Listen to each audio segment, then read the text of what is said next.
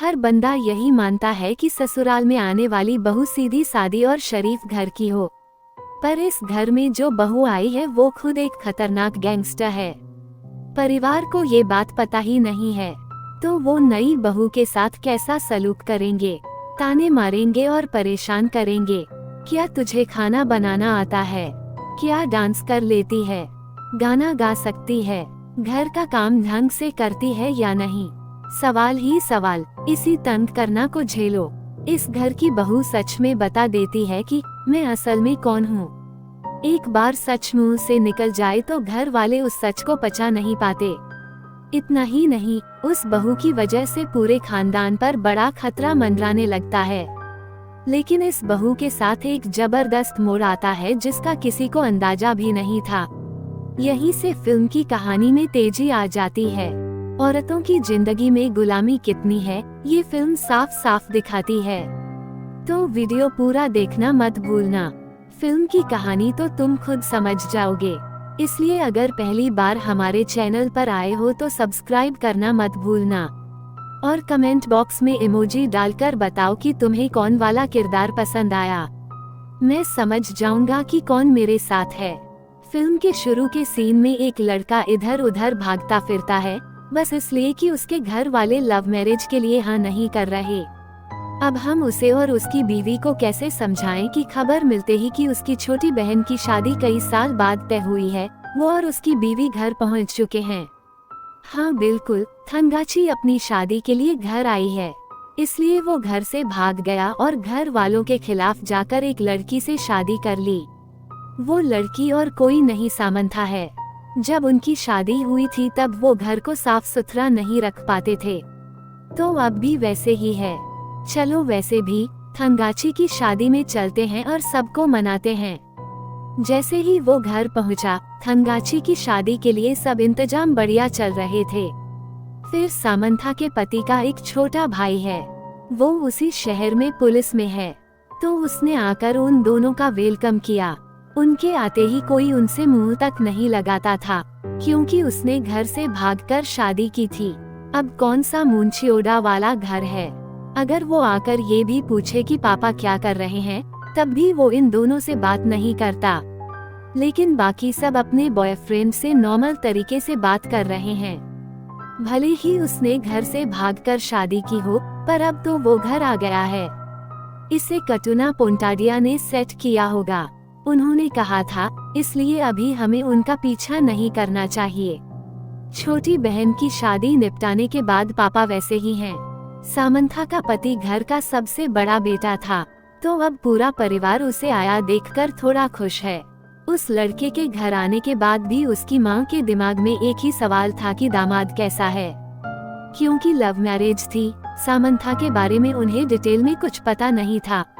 इसलिए जब वो बैठकर पूछते हैं कि तुम कौन हो, तुम क्या हो, तो वो पूरी कुंडली खरीद लेते हैं।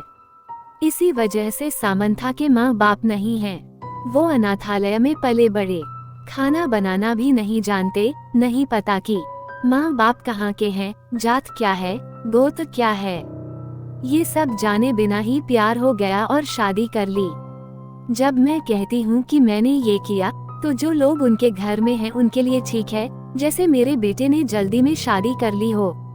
वो कहते हैं कि तुम इस घर की लड़की या बहू हो और सामंथा को इतना लापरवाह छोड़ दो। लेकिन सामंथा भी उनके सारे बर्ताव देखकर सोचती है कि इस घर में अच्छे दामाद को ऐसे कौन मिलेगा। वो यही कहना चाहती है, क्योंकि मैं बचपन से अनाथ बनकर बड़ी हुई हूँ और एक अच्छा परिवार चाहती थी। अब उस परिवार में मैं अच्छी बहू नहीं हूँ, लेकिन वो अपने परिवार के लिए एक अच्छी बहू है। वो एक अच्छे घर की लड़की भी होनी चाहिए।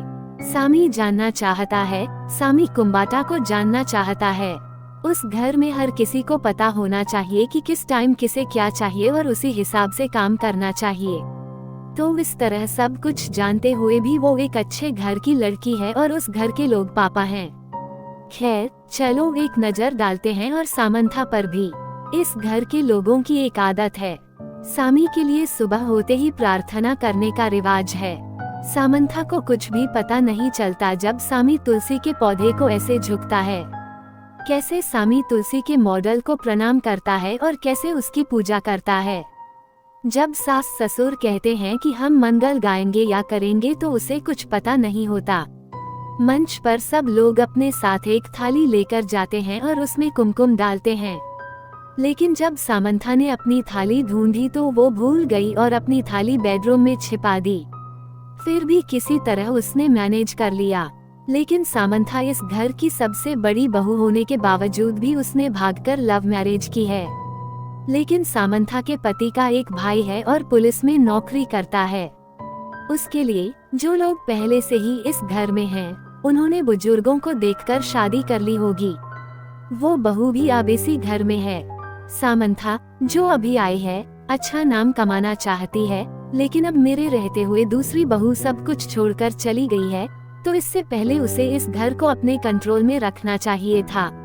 सामंथा अब नई बहू के आते ही दोनों बहुओं के बीच जबरदस्त होड़ शुरू हो जाती है।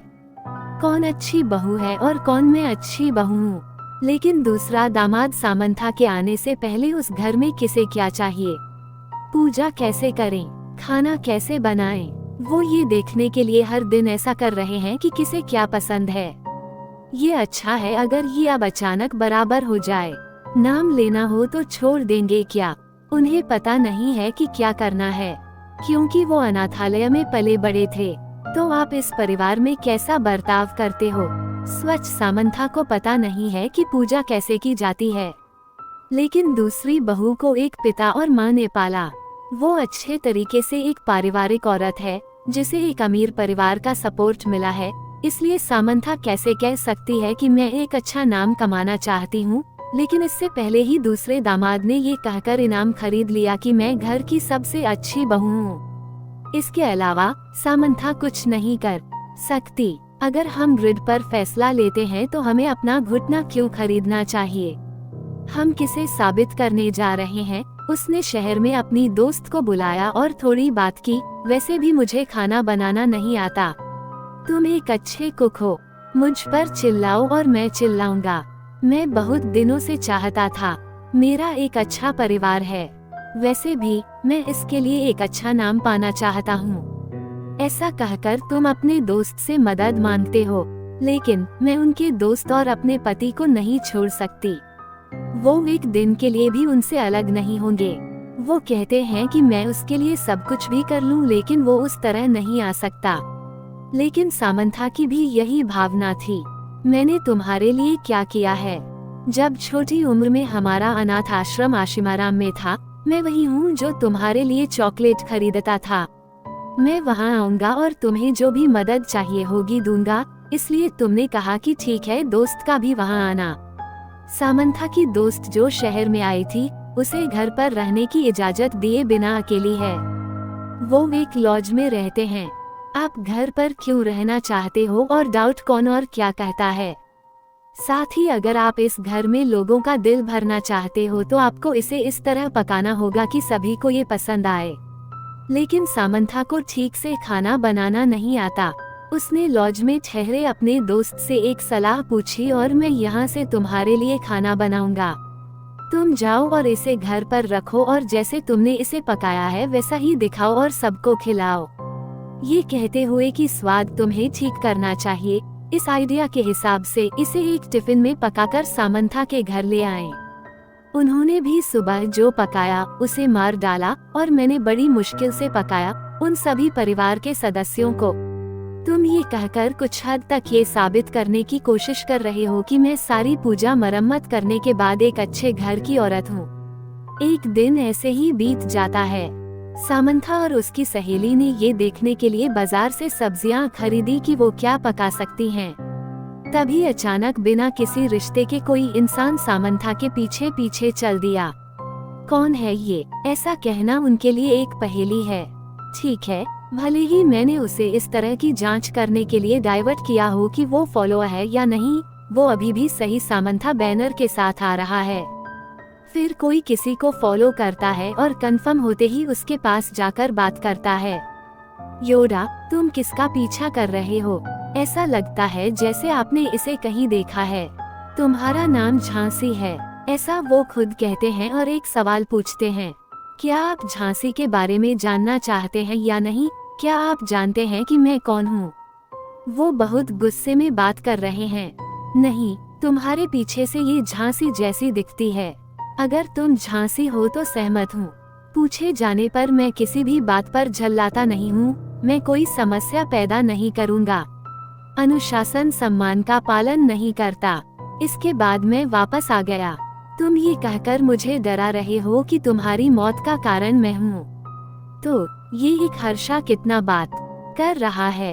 ये दोनों किस बारे में बात कर रहे हैं ये देखकर सामंथा की दोस्त डर जाती है। आप ऐसी बात क्यों करते हैं? कुछ नहीं, मैं नहीं जानता वो कौन है। वो काम देखने लगते हैं और कहते हैं कि आओ अपने काम पर चलते हैं। लेकिन उसने समंद वाफलों का पीछा किया और पीछे छूट गई करुणा, जो जेल में है, ऐसे व्यक्ति से मिलने जाती है। करुणा और मैंने देखा झांसिया, लेकिन उसे देखने से पता चलता है कि मैं उसे जानता था। लेकिन वो ये कहते हुए पूछता है कि मुझे एक शक है। मुझे नहीं पता कि आपने झांसिया को जो देखा वो सच है या नहीं, लेकिन जाओ और उसे फिर से देखो। अगर वो झांसी नहीं है तो उसे मार डालो। अगर वो जनसिया है तो उसे तुम्हें मार डालने दो। हम इसका पता लगाएंगे कि कर्ण रावण को ये अंदाजा देना चाहिए कि वो झांसी है या नहीं। ठीक है, मैं फिर उसका पीछा करूंगा। वो ये भी कहकर आता है कि मैं पता लगाऊंगा कि वो कौन है। यहाँ सामंथा अपनी दोस्त की मदद से सुबह सुबह खाना तैयार करती है और बिना किसी को पता चले घर ले आती है। खाने के टाइम अचानक घर के बाहर कुछ हुआ। कार चीखती है। सामंथा इसे नोट कर लेती है। जब वो पूछते हैं कि इस टाइम गाड़ी कौन चला रहा है तो घर के पीछे 4 लोग चल रहे होते हैं और उन्हें ऐसी बात पता चलती है। अगर कोई बाजार में किसी का पीछा करता है, अगर कोई जेल जाता है और ऐसे व्यक्ति से मिलता है तो वो फिर वापस आ जाएगा। संवेदना मैडी आती हैं और उनका स्वागत करती हैं। तो फिर आप एक बात कहो, यहाँ से चले जाना विनम्र है। वो केवल एक ही चीज मांगता है, आप झांसी हैं या नहीं। उसके लिए सामंथा और मैं झांसी कटिया हैं, ऐसे ही यहाँ से चले जाओ। हालांकि वो इसका जवाब जानते हैं, फिर भी वो सामंथा पर हमला करना शुरू कर देते हैं। परिवार के साथ एक दौर से भी ज्यादा दमन का दौर चला। जब कोई लड़की झगड़ती है तो तुरंत ब्रेकअप कर लें, यानी जैसे कि इससे पहले भी उनमें कई झगड़े हो चुके हों और जैसे कि उनके जीवन के पीछे उनकी कोई पिछली कहानी हो। उन्होंने भयानक लड़ाई की और उसे भगा दिया। तब उसे कुछ एहसास होता है। अगर कोई साधारण लड़की होती तो मर जाती। जैसे ही झांसिया जाने वाला था, उसने मुझे वापस मारा। फिर वो करेगी। उन्हें यकीन था कि झांसी ऐसी ही चीज है। वो दोबारा जेल भी गया और वहाँ उसने कर्ण जैसे व्यक्ति को देखा। मैंने जो देखा वो सच था। वो कुछ इस तरह कहता है कि वो झांसी है, मैं मान लूंगा। कर्ण, जो इतने सालों तक जेल में एक अच्छा शेर रहा है, बाहर आने की योजना बनाता है जैसे कि ये हमारा मौका है। जेल में अकेले उन्होंने धक्का देकर गैस सिलेंडर खोला और 19 साल पुराना गैस सिलेंडर फट गया और उनकी मौत हो गई, जिससे एक झूठी खबर बन गई। जब वो 19 लोग मर गए तो मैंने ऐसा रिकॉर्ड बनाया और जेल से भाग निकला। लेकिन उनके दोस्त देखते हैं कि सामंथा का उपद्रवी से झगड़ा हो गया और लड़की को पीटा गया और वो भाग गई। आप ऐसे कौन हैं? लड़ाई झगड़े की बात सुनकर वो बहुत डर जाते हैं। इसलिए सामंथा, तुम किसी को मत बताना। मैं आपको 10 बातें बताना चाहता हूँ। इतने लंबे समय से मैंने कभी किसी को अपने दोस्त को मेरे जीवन में क्या हुआ इसके बारे में कोई बड़ी कहानी नहीं बताई है। सामंथा और उसकी सहेली दोनों कम उम्र में एक अनाथालय में थे। वहाँ केवल एक ही था। सामान्य तौर पर बच्चों के अनाथालयों के मामले में इन बच्चों को किसी भी निसंतान पिता या माँ द्वारा गोद लिया जा सकता है। ऐसे पापा मम्मी आए और हमारी सामंथा की सहेली को छोटी उम्र में ही ले गए। अब आपके दोस्त को कम उम्र में ही एक खूबसूरत परिवार मिल गया, इसलिए उनका जीवन बहुत सहज हो गया। लेकिन यहाँ सामंथा भी जो दोस्त था वो भी चला गया और इतने दुख में था। तो उस अनाथालय में कोई पिता होता। वो भी बहुत सारा काम कर रहा था, ड्रम को छू रहा था और बिना देखे भी ड्रम को देख रहा था। कम उम्र में सामंथा के लिए ये बहुत गलत था। हम ये कहकर उस अनाथालय से भाग निकले कि हमें यहाँ से भागना है। भाग गए। आप वही काम करें जो तुरंत उपलब्ध हो। वो जहाँ भी संभव हो सो जाते हैं। तो आप दिन ब दिन कठिनाई के साथ अपना जीवन जी रहे हो। आखिरकार उन्हें एक लॉज में नौकरी मिल जाती है। ऐसे में अगर आपको वहाँ नौकरी मिल भी जाए तो वहाँ कुछ लोग आकर सामंथा को बहुत बुरी नज़र से देखते हैं। आए दिन उन पर अत्याचार करते हैं। फिर जंगल की इस छुपी जगह से इस तानाशाही के खिलाफ एक ग्रुप खड़ा होता है। कुछ भी नहीं होगा। उस भीड़ में से कुछ लोग इस लॉज में आ गए ताकि पुलिसकर्मी बच सके। तो जैसे ही सामंथा ने ये मुलाकात देखी, उसके लिए सब कुछ नया था और वो सोच में पड़ गई कि ये लोग कौन हैं। उस समूह में 2 या 3 औरतें हैं। इन महिलाओं को देखते ही कितनी बहादुर हैं, कितनी बहादुरी से बोलती हैं, ऐसी हलचल मन में आती है। हम भी उनकी तरह बहादुर बने। केवल इसी कारण से मैं इस नतीजे पर पहुंचा हूं कि जो कोई मुझे ठेस पहुंचाएगा, मैं उसे मार डालूंगा। जब लॉज में से एक धनुवा स्वयं सामंथा को नाराज करता है, तो वो एक निश्चित पॉइंट के बाद अपना धैर्य खो देती हैं और उसे दूर फेंक देती हैं और उससे कहती हैं कि वो इसके बाद इसे सहन नहीं कर पाएगा। तो इस मामले में वो हैं। जब मैं ऐसा करता हूँ तो मुझ में भी जाकर समूह में शामिल होने का साहस आता है। जहाँ तक इस समूह का सवाल है, वो हमेशा जंगल में रहेंगे क्योंकि वो तानाशाही के खिलाफ हैं। उन्हें शहर में अपना जरूरी विरोध प्रदर्शन करना चाहिए और जंगल में वापस आना चाहिए। तो करुणा इस समूह की लीडर है। करुणा में क्या अच्छा है, फिर भी उसे धन की चाहत रहती है। इसलिए वो इस अफसर से पैसे लेता है और उनका सपोर्ट करना शुरू कर देता है। अतः उस समूह का सिद्धांत खत्म कर दिया जाता है। तो सामंथा, जो इस पूरे मामले को जानती है, किसी पॉइंट पर उसे प्रताड़ित करना शुरू कर देती है। इतना ही नहीं, उसने भोले भाले लोगों से पैसे लेकर धोखाधड़ी की। ऐसा कहने से उन्हें पता चल जाएगा। सामंथा प्लान बना रही है कि उसे हमारी पुलिस द्वारा कैसे पकड़ा जाए, और वो उसे दिखा रहे हैं कि वो कहाँ है। पुलिस वाले आते हैं और इस करुणा को गिरफ्तार करके ले जाते हैं। इससे पहले वो भीड़ से बच निकलते हैं। भागने के बाद उसकी मुलाकात एक अच्छे लड़के से हुई और उसने अब लव मैरिज कर ली। वो उस लड़के के साथ घर में इतना अच्छा दामाद लाने के इरादे से संघर्ष कर रहे हैं। तो ये पिछली कहानी है जो सामंथा अपने दोस्त को बता रही है। आपका जीवन सामान्य हो सकता है, लेकिन मेरी जिंदगी बहुत कठिन जिंदगी है, और ये बात वो अपने दोस्तों को बता रही है और उन्हें इसका एहसास करा रही है। बाद में उन्हें जेल से रिहा कर दिया गया। करुणा भी किसी तरह सामंथा से मिलना चाहती है। वो सामंथा से मिलने आता है और कहता है कि मैं चाहता हूँ कि मैं किसी को ढूंढूं। तो अब सामंथा वो जनसिया नहीं है जो वो पहले थी, क्योंकि वो उस जंगल में और इस भीड़ में यूहन्ना की निशानी के साथ रहे होंगे। जब उनकी शादी हुई तो उन्होंने डील बदल दी और कहा कि मुझे उस डील की जरूरत नहीं है। अब वो करुणा भी जॉन के बूढ़े दादाजी पुकारते हैं। फिर भी जब करुणा सामंथा से मिलने आती है तो मुझे विश्वास नहीं होता कि तुम शादी करोगे। वो चाहते थे कि मैं आपका किरदार निभाऊं, लेकिन तुमने मुझे इस तरह धोखा दिया और मैं उस तर्क से जूझ रहा था।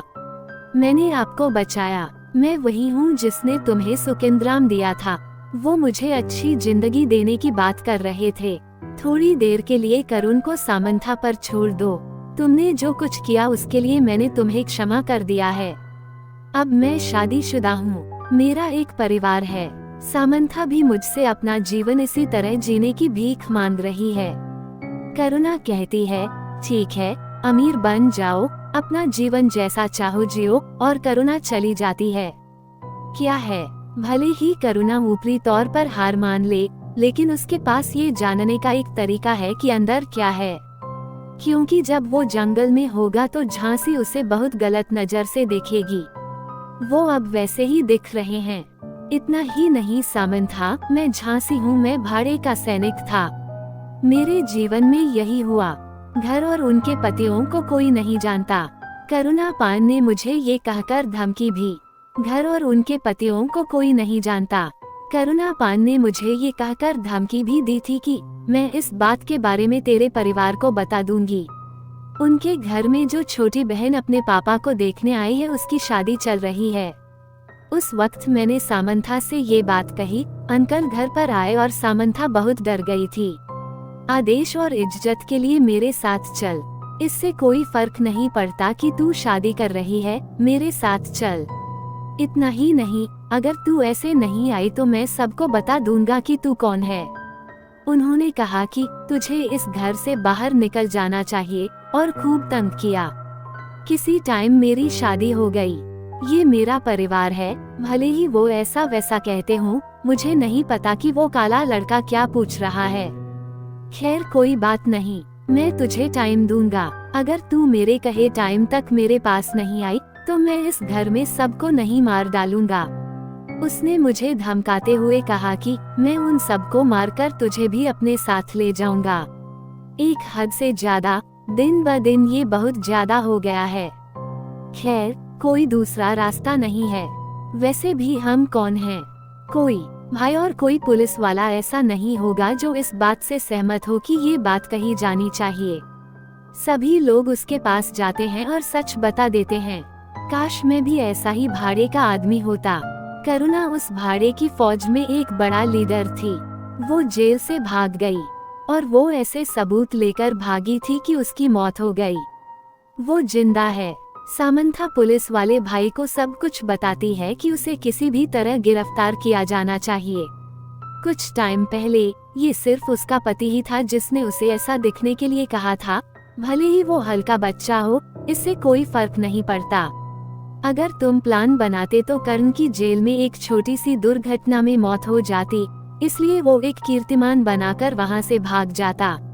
अभी वो जिंदा है। अगर पुलिस को ऐसी कोई बात पता चली तो वो उसे जरूर गिरफ्तार करेगी और उसकी फोटो खींचकर डीजीपी ऑफिस को भेजेगी। वो अभी भी जिंदा है, यही बात। जैसे ही उन्हें पता चला उन्होंने उसे गिरफ्तार कर लिया। लेकिन करुणा सब समझती है। ये सब सामंथा का काम है। काफी टाइम तक पुलिस से बचने के बाद भी मैं तुझे किसी भी तरह मारने नहीं दूंगी। सभी लोगों को तैयार करो और रात रात भर घर जाओ। लेकिन इधर सामंथा ने भी पूरे परिवार को बुला लिया। मेरी एक पिछली कहानी है। मैं ऐसे ही एक उग्रवादी ग्रुप में फंस गई थी। अब मैं इससे बच चुकी हूँ। फिर भी उस ग्रुप का लीडर अत्याचारी होता है, इसलिए वो परिवार को वो सारी बातें बताते हैं जो उनकी जिंदगी में घटी हैं। जब परिवार को पहली बार इसके बारे में पता चला तो वो बहुत परेशान और गुस्से में थे। वो सामंथा का साथ देते हुए कहते हैं कि तुझे टेंशन लेने की जरूरत नहीं है, तू हमारे घर की बहू है, हम तेरे साथ खड़े हैं। थोड़ी देर बाद करुणा अपने आदमियों को बुलाती है और घर के बाहर आती है। अब वो परिवार एक साथ है। एक तरफ करुणा का गिरोह और दूसरी तरफ सामंथा का परिवार आमने सामने लड़ने लगते हैं। मैं तुझे छोड़ूंगी नहीं, सभी बंदूक वाले ये कहते हुए घर में घुस गए। इस तरफ के पास भी बंदूक है, तो सब लोग आकर जबरदस्त लड़ाई करते हैं। सामंथा ने सबको पटक दिया। ये लड़ाई काफी टाइम तक चली। ये बात करण को बर्दाश्त नहीं हुई। हम किस बिल्ली के पास इतने गुस्से में पहुँचे कि हम जीतना चाहें? अगर वो ऐसा सोचता है तो वो उस लड़की को भी गोली मार देता है। एक टाइम सामंथा के हाथ में आखिरी वक्त पर चाकू भी था। उन्होंने वो चाकू लिया और कर्ण के हाथ में घोंप दिया, तो अब कर्ण मर गया। भले ही सामंथा पर इस तरफ से बमबारी हो रही है, लेकिन वो कुछ हद तक सेफ हैं। अब उनके परिवार में सारी प्रॉब्लम कर्ण की मौत की वजह से खत्म हो गई। सामंथा की जिंदगी के पीछे भले ही कोई पिछली कहानी हो, लेकिन इसके बाद उसकी जिंदगी में कोई परेशानी नहीं आएगी। तो तुमने ये कहकर साबित कर दिया है कि मैं इस परिवार में एक अच्छी बहू हूँ और मैं एक पारिवारिक औरत हूँ। ये कहकर कि मैं इस परिवार में एक अच्छी बहू हूँ, ये कहकर कि मैं एक पारिवारिक औरत हूँ। उन्होंने यही सोचा था। वो एक सुंदर पारिवारिक जिंदगी जीने लगते हैं। तो इधर इस फिल्म के साथ कहानी खत्म होती है।